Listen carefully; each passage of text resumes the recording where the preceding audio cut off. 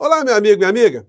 Hoje nós temos assuntos interessantíssimos e super importantes para tratarmos aqui no nosso Portal do José, mas antes de abordá-los, quero mandar um abraço super apertado, super afetuoso em cada um de vocês, porque eu tenho consciência do que representa você abrir um espaço na sua vida, na sala da sua casa, colocando o Portal do José ali na sua televisão, junto com seus parentes, você que assiste pelo laptop, você que numa folga de trabalho está aqui no nosso Portal do José, você que é motorista de aplicativo, de táxi, você que é porteiro, você que é trabalhador, você que está dentro de um meio de transporte, escutando silenciosamente o nosso Portal do José, muito obrigado a cada um de vocês.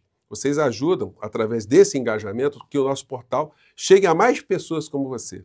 E eu fico mais feliz ainda, muito gratificado, sabendo que você enxerga aqui o nosso portal como um espaço de informação confiável, de conhecimento.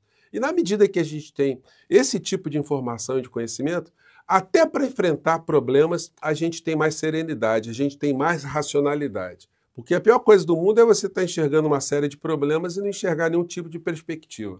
E nesses tempos em que nós somos bombardeados durante muito tempo, não só aqui no Brasil, mas em outros lugares, outras sociedades também no mundo, de informações cáusticas, de coisas terríveis, de coisas que mexem com autoestima, que colocam a violência sempre em primeiro plano, que colocam as sociedades cada vez mais imobilizadas, sem esperança, é muito importante a gente ter esse espaço aqui para manter a nossa sanidade mental.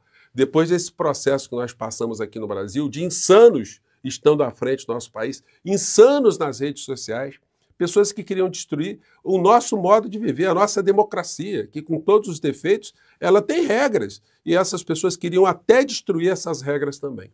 Então, esse é o propósito aqui do nosso portal, levar informação até para você conversar com as pessoas, você identificar coisas que estão acontecendo, e também projetar coisas que podem acontecer no futuro. E nós aqui temos acertado muitas coisas, é por isso que eu fico muito contente quando eu leio os comentários de vocês. Então não poderia hoje, nesse dia também que é especial, porque é um dia de vitória para todos nós, né? Nessa luta que nós sempre mantivemos aqui para que esses criminosos, esses insanos, esses poluidores de mentes e almas, que eles fossem responsabilizados. Eu vou falar com vocês aqui, vou abordar aqui alguns temas, alguns trechos das alegações finais do inelegível e vamos comparar com coisas que estão acontecendo mundo afora. E coisas muito interessantes aqui que servem de exemplo, inclusive para a área de comunicação, que eu tenho sempre comentado aqui com vocês. É no governo Lula, mas aí não é exemplo lá de fora, não. É exemplo de coisas que estão acontecendo aqui dentro, bem pertinho do Palácio do Planalto. Bom, antes de entrar nos temas, é muito importante também convidar você que chegou agora ao nosso portal para vir receber aqui o nosso abraço, se inscrevendo conosco, conhecendo também os nossos outros vídeos, compartilhando, dando sempre seu joinha, seu comentário e, se puder, prestigiando também o nosso clube de membros e o nosso novo canal de cortes. Você que é muito bem-vindo e muito bem-vinda. Bom, vamos aos temas. Começando aqui com uma situação um tanto ou quanto inusitada. Esse rapaz aqui é o Misael Silva. Ele abriu um canal já há um tempo no YouTube e ele tem mais de 1 milhão de pessoas inscritas também. Os vídeos dele têm muita audiência, porque ele é uma espécie de cronista social. Um cronista social que trafega pelas camadas mais populares no nosso país, principalmente no Nordeste. No Nordeste eu fico impressionado como que ele é muito conhecido. E aí, uma das brincadeiras que ele faz, né, nessas crônicas sociais que ele faz, é se apresentar como o advogado do ministro Alexandre de Moraes. E essa coisa circulou tanto a ponto da assessoria de comunicação do Supremo Tribunal Federal convidar o Misael para se encontrar com o ministro Alexandre de Moraes. Então, se você não conhece, vale a pena aqui compartilhar. Primeiro, eu vou pegar aqui alguns trechos dele se apresentando como ministro do Alexandre de Moraes na abordagem com populares que estão ali inocentes, né? E às vezes até acreditam mesmo, né? Vamos lá pegar o trechinho, vamos lá. Só não gostei dessa sua parte, de você ser advogado. E logo de quem? Quem é seu cliente? O dono desse Brasil, ele é meu cliente. Muito bem, parabéns pra você. Por isso que o nosso Brasil tá indo pra frente. O Brasil tá caminhando como nunca caminhou antes. Isso, concordo com você. Não vai ter impeachment. Por que não vai ter? Eu tirar o mesmo, queria um impeachment do meu cliente. Não vai ter, moço. Não vai ter, não. Não tirar, você não quer que tire, então não tire. Comprou o quê pro esposo? E aí é o seguinte, é o programa que ele fez antes, na véspera do Dia dos Pais, né? Ele pega todas as pessoas perguntando o que vão dar de presente, são as situações mais engraçadas, né? Comprei o quê?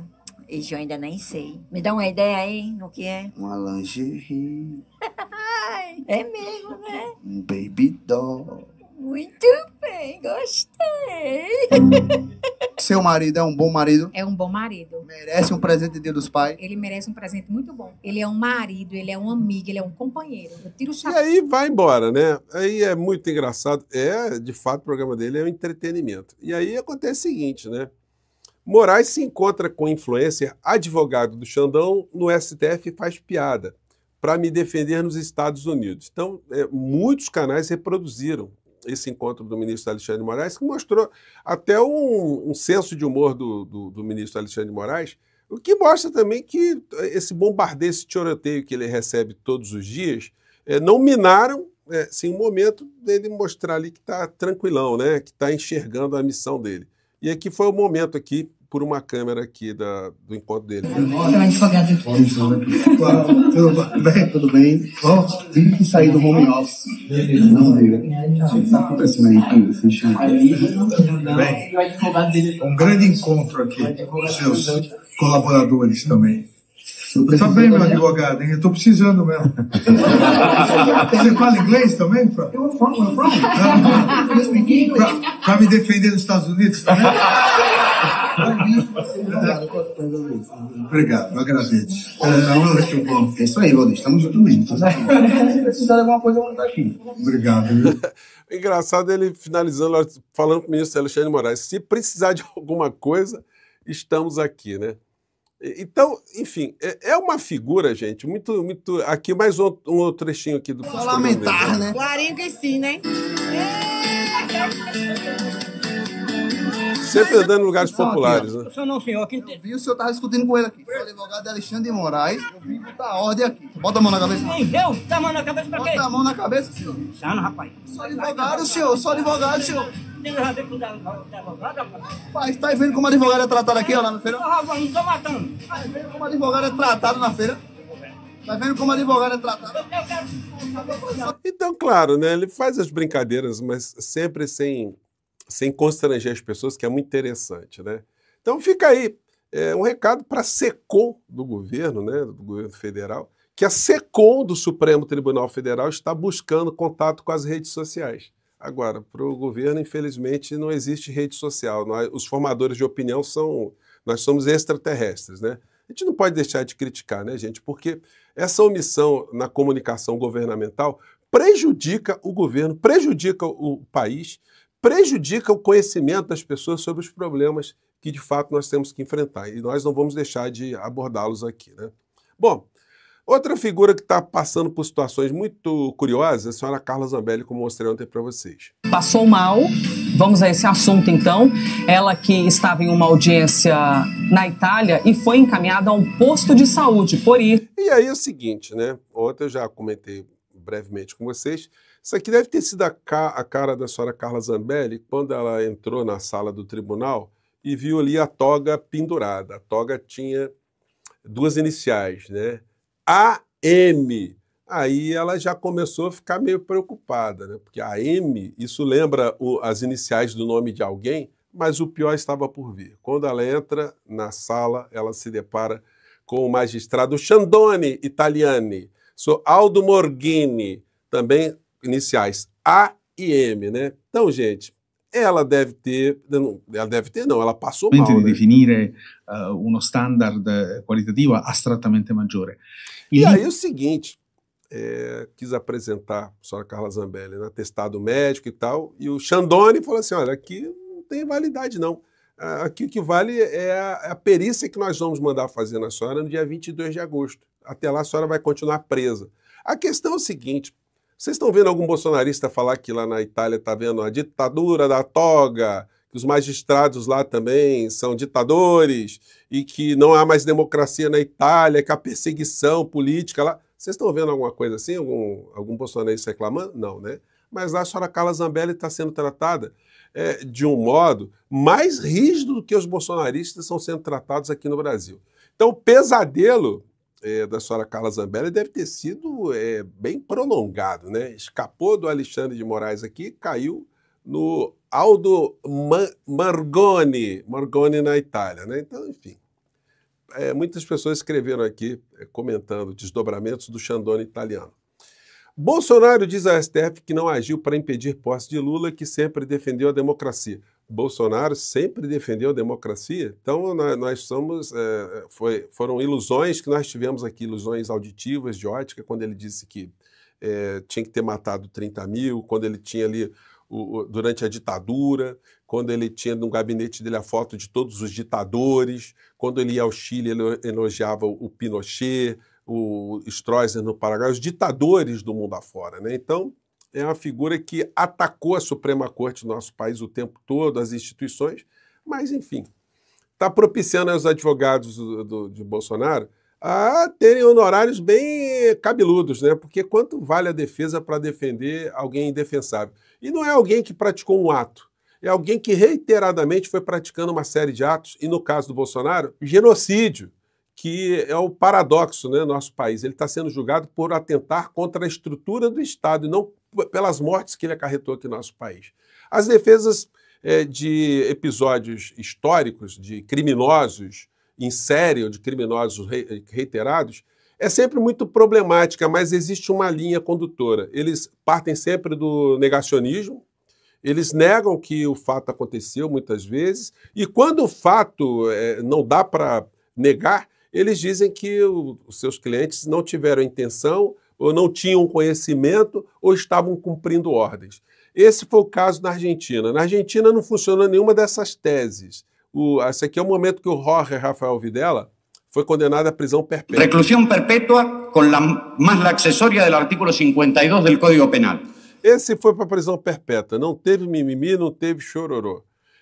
No Tribunal de Nuremberg, a mesma coisa. Os nazistas ali também diziam, estavam cumprindo ordens, não sabiam que tinham campo de concentração, que faziam, que soldados ou que as guarnições faziam crimes contra civis, não sabiam absolutamente nada. Depois do apartheid na África do Sul, a mesma coisa. Os acusados de crimes graves também, olha, eu não sabia, não tive intenção, enfim. A África do Sul é um capítulo à parte. Mas as defesas sempre tiveram esse tipo de posição estrutural. E aqui no Brasil não está sendo diferente. Porque como é que os advogados de Bolsonaro querem negar aquilo que todos nós vimos? Fatos que apenas as bolhas bolsonaristas acreditam que não existiram, que o Bolsonaro era um democrata, que na frente dos quartéis ele não teve responsabilidade nenhuma e que tudo passou longe do conhecimento dele, e aqueles que estavam sob o comando das Forças Armadas também estavam dizendo que estavam cumprindo ordens ou que não estavam fazendo nada de ilegal, enfim. E a abertura aqui da peça das alegações finais de Bolsonaro é meio que política, né? Ou exclusivamente política. Uma introdução mais do que necessária, um processo tão histórico quanto inusitado. E aí eles passam, durante as alegações finais, negando que o Bolsonaro tivesse qualquer coisa a ver com tudo aquilo que nós vimos. Negaram também que ele tivesse descumprindo qualquer determinação legal. Negaram também que aquilo que ele fez está enquadrado dentro do sistema legal. E no final da história, quando eles pedem aqui na página 197, vamos pegar aqui, 197, pumba, eles pedem aqui que, na verdade, duas coisas, né, especificamente. Eles colocam aqui, até uma técnica processual. Diante de todo exposto, requer-se preliminarmente, o reconhecimento do cerceamento de defesa, é o que eles mais alegam, né? 2, nulidade e imprestabilidade da delação premiada. Quer dizer, estão levantando questões que já foram superadas e que não serão revistas no julgamento dos ministros do Supremo Tribunal Federal. Então, no caso de Bolsonaro, a mesma técnica que foi usada para defender os militares generais que foram para a prisão perpétua e a mesma técnica que foi utilizada para defender os criminosos nazistas, nesse caso também não funcionará, porque não dá para dizer... Imagina só, gente, se os advogados de Bolsonaro, se eles estivessem ali advogando pelo Adolfo do Bigodinho. Enfim, o que eles poderiam fazer? Bom, negar que ele não sabia de absolutamente nada, porque, olha só, no caso da Alemanha tem essa curiosidade também, né? Vocês não pegam nenhum ato escrito do Adolfo do Bigodinho mandando fazer campo de concentração, não tem foto dele lá no campo de concentração, não tem testemunha dizendo que ele estava lá, enfim. Então, Sob esse aspecto, ele poderia também ir para esse negacionismo, que ele não teve nada a ver com as tragédias e os crimes de guerra que aconteceram, ou os crimes fora de guerra que aconteceram na Segunda Guerra Mundial, né? Enfim, o resultado para o inelegível será o mesmo que essas criaturas todas, em tempos históricos, tiveram, ou seja, uma cadeia sendo a pena mínima aqui no nosso país, porque outros países eles acabaram tendo sanções mais complicadas, né? Eu fico por aqui, gente, mais tarde eu abordo mais detalhes aí dessas alegações finais, tá bom? Um grande abraço, tchau!